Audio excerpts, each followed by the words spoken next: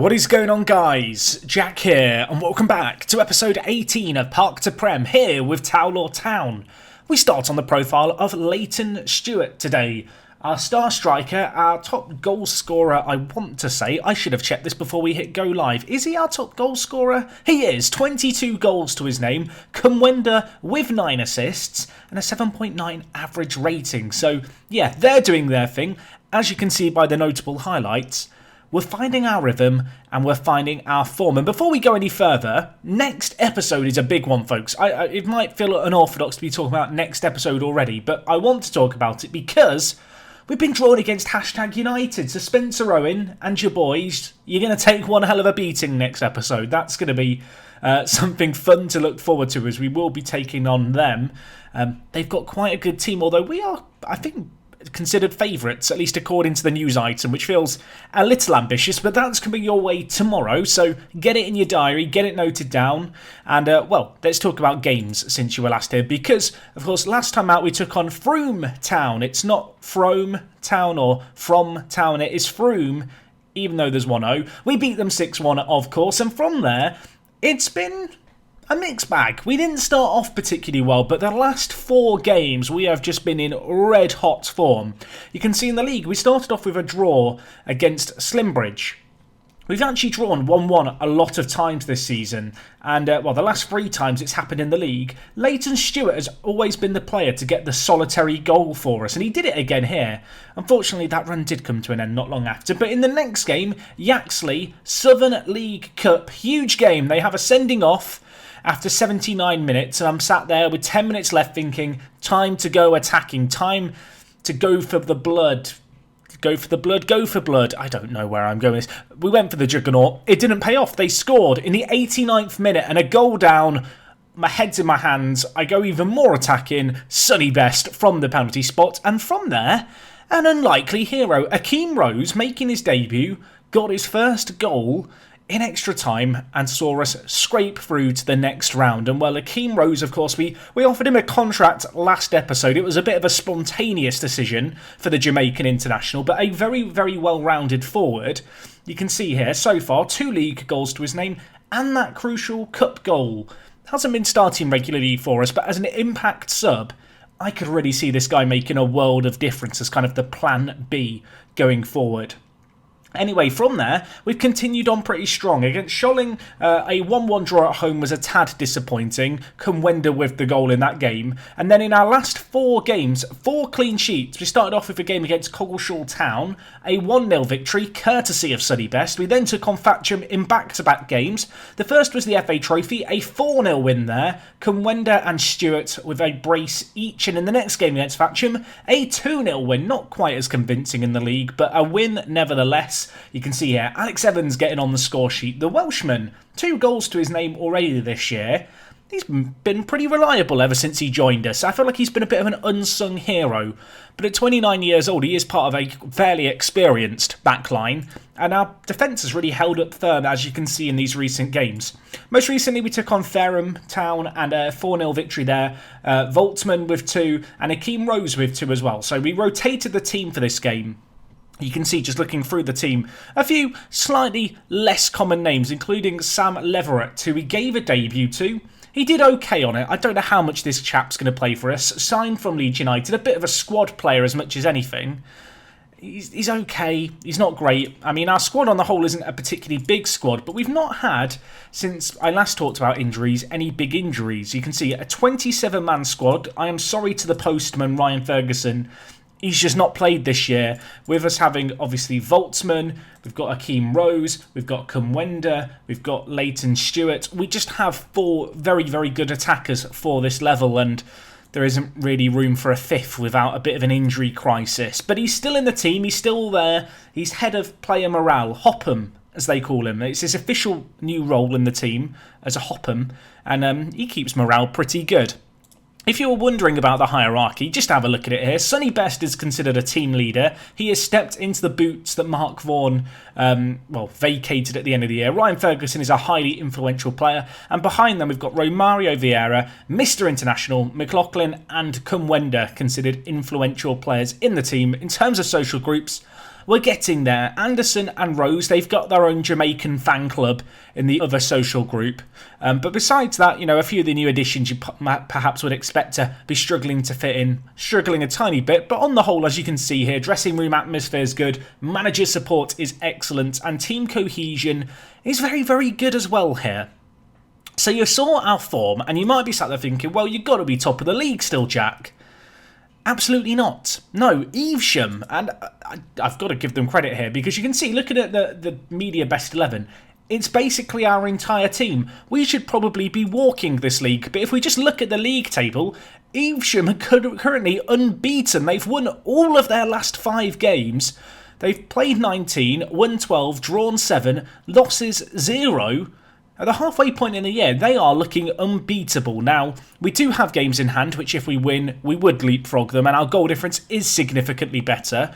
But this is not a romp by any means. Cinderford and Evesham are giving us one hell of a run. And also Mangotsfield, who are playing today in today's episode, they are currently 4th, and you can see they are unbeaten in their last 5 games. So, again, lots of teams in form towards the top of the table.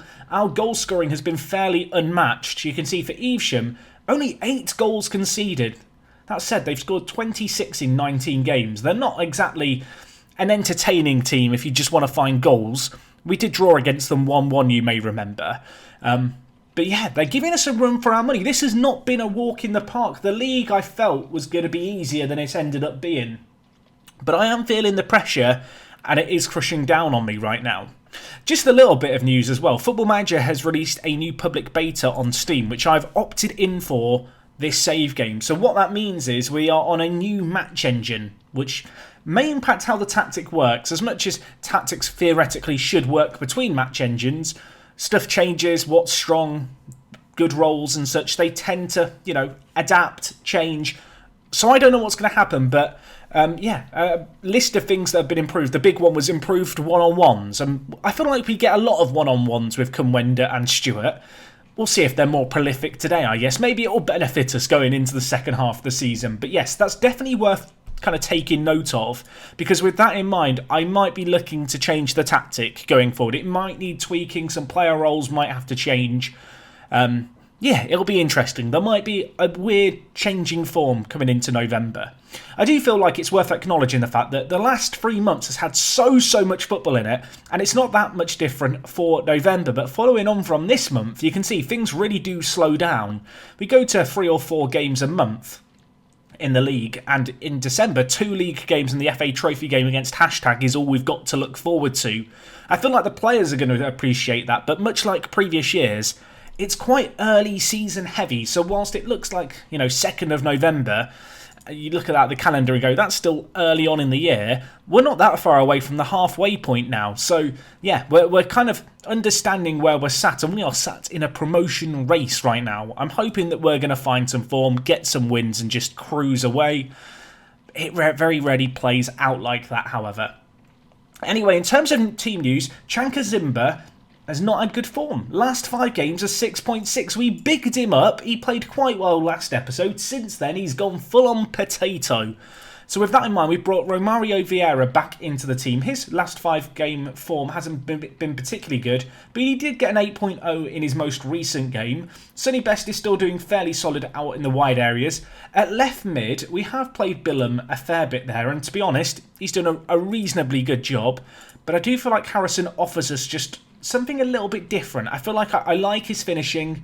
I like his off the ball. He has a little bit more end product. If we just compare him and Luke Billam, they're kind of our 2 players battling it out for the left midfielder spots, and you can see a direct comparison here of them.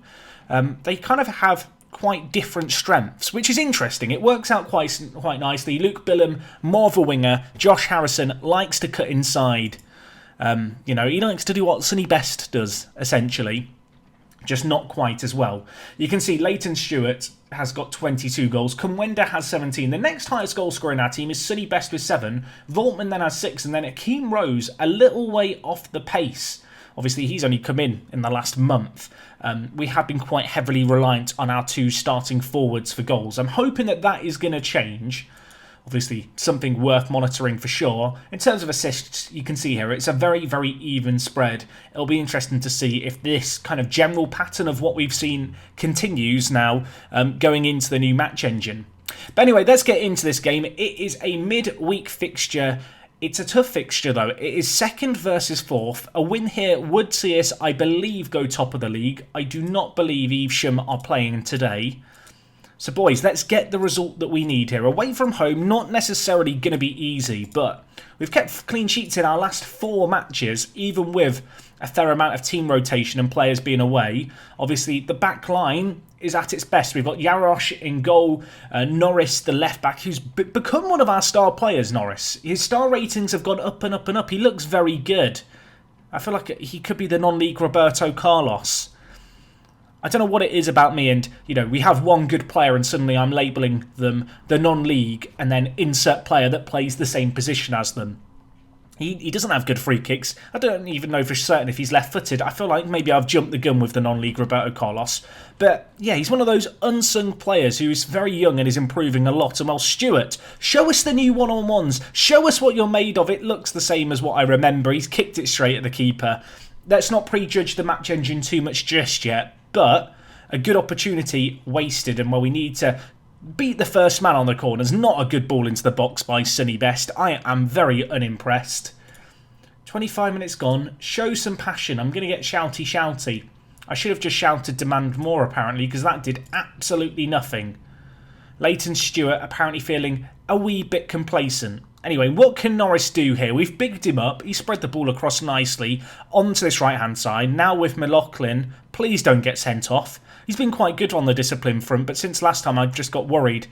I thought Stewart was going to be flagged for offside there. He wasn't. The linesman let us play on. Unfortunately, he's missed another very, very good chance. And whilst Mansfield, they've not had a shot on target so far in this game. We need to get the breakthrough if we can before half-time. We might have one last chance. The ball whipped in by Norris. Falls to McLaughlin. One wing back to the other. Wender's there. And a thunderous header that the keeper could only parry onto the crossbar finds the back of the net. And interesting to see our wing-backs there having a bit of link-up play. You might remember if you played Football Manager 2020, when the game first came out, wing-backs have this thing about passing to one another, and then the match engine got updated and they just kind of completely stopped that. I just stopped seeing it whatsoever, and wing-backs just felt like they didn't offer a lot going forward.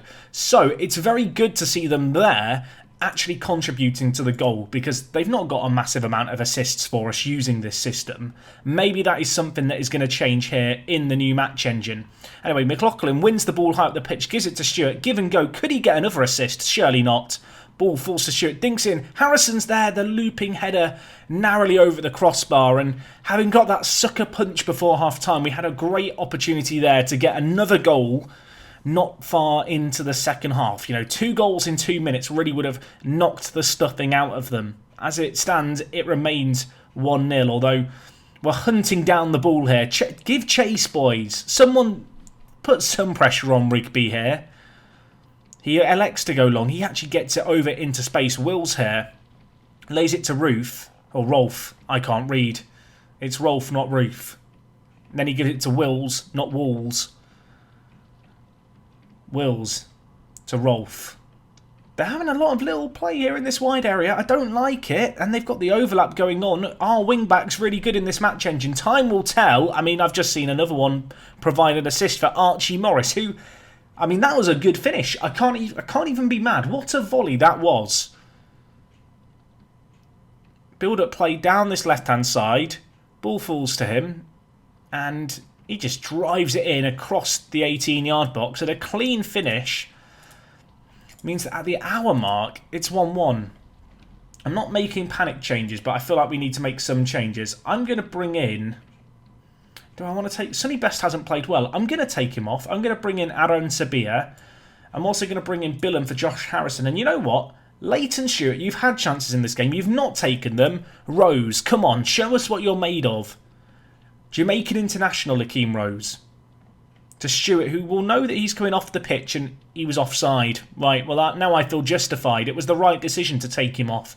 A triple change with 25 minutes left might be, well, willing the FM gods to, strike us down with an injury, but I feel like we need a bit of a roll of the dice here. We've got a corner. I was about to change to more attacking, but I'm not going to need to. Kumwenda, what a header that is. We will take that all day, every day. It's his 19th of the year. Luke Billam with the ball whipped in. And I was about to go more attacking. I wasn't sure how attacking to go because I don't really know the limits of the match engine anymore. Things could be different, but maybe we don't need to worry about it. We deservedly take a lead in this game. It is 2-1, but we do need to defend this here, and we have not defended it. Get it out. Morris was offside. It wouldn't have counted, but that was a little bit of squeaky bum time for you. If you thought we were high and dry, we most certainly weren't, and there's 4 minutes left still, and another highlight begins. Don't do this to me, Football Manager.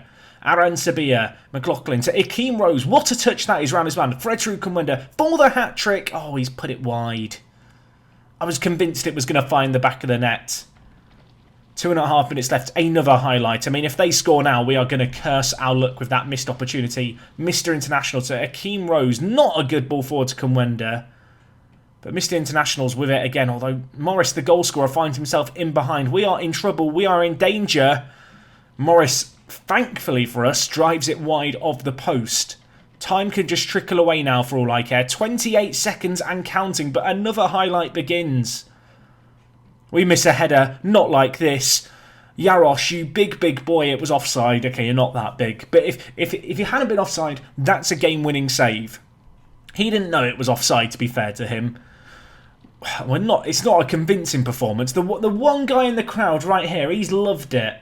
There was like 2 fans that I could see in the stadium on that wide shot.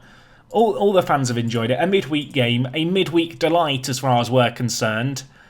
And a 2-1 win, I believe, sees us go back to the top of the table. Indeed it does, because of that incredible goal difference. And a nice little fight back. That was not a simple game. 15 matches unbeaten now is absolutely crazy as well. It's a shame that we lost our clean sheet run. But that is still very, very good, isn't it? 15 games unbeaten. And that only goes back to mid-August. That gives you an idea of what the fixture congestion's been like. You can see in terms of games we've got coming up between now and the hashtag game next episode, we've got Plymouth Parkway, who we already played this year. We beat them 4-1, so we'll look for a replication of that. We are playing Coleshill in the Southern League Cup second round. The Southern League Cup, I don't believe, has huge prize money by any means. We can have a quick look at it here under rules. You get £675 if you win that round. What if you win it all? £2,000. I don't think we're going to lose sleep over this tournament, but it would be nice to try and win it, at least go as far as we can. I imagine we are tipped as one of the favourites for it. What is the board expectation? Their expectation is that we win it. Now, we've already crashed out the FA Cup, but I do want to keep the board a little bit happy and try and get on a cup run. I want to lift the curse if we can. We could just have a quick look at our manager profile. And you can see, we've got a little bit of silverware, right? But we've lost in a cup final last year, which wasn't good. It's just been a bit of a mixed bag, hasn't it? If you were wondering about finances, by the way, they're in a very good position. Over the course of this year, after all our pre-season friendlies, we had £383,000 a week in the bank. We've lost about 40,000 over the first half of the season. So we're going to make a similar loss. So we're going to have an overall balance of around 300,000 come the end of the year. I am half tempted to improve the facilities, but I'm a little bit scared of how expensive that could end up being. Obviously, a couple of years ago now, we spent £180,000 to get our youth facilities to 1 star. Now, since then, we have made continued progress. We've upped our youth category rating to category 4. I would love to continue to improve the infrastructure. But yes, £180,000 for a half a star increase doesn't necessarily represent value for money, and I'd be a little bit worried about that being replicated again should we make a similar request. You guys can let me know, would you ask for better facilities if you were me? You can see here, obviously, we have got some better data facilities. That was a while ago, actually, in the summer. That was a really useful request. And we have also had a few other improvements, like an increased wage budget, which actually I should touch upon. That was recently. It got increased by, well, not a massive amount, about £1,200 a week. It's a little bit of money. It's mostly going to go into staff members and stuff, where we continue to flesh out our team. One day we'll have the ability to offer players, you know, the semi-pro contracts that aren't just match to match, and there'll be a bit more security. Until then, we kind of go battling on with what we have and, you know, knowing that we're not really realistically going to eat up all of our wage budget. But anyway, guys, that's going to wrap up everything from me today. Next episode should be a fun one. I'm looking forward to it. Hopefully you guys are too. If there's anything I've not covered in recent episodes that you would like to see next time, please do let me know it down in the comments. And yeah, other than that, that is going to be all from me today. Thank you for watching as always. It is me, Jack, and I will talk to you guys in a bit. I'm out.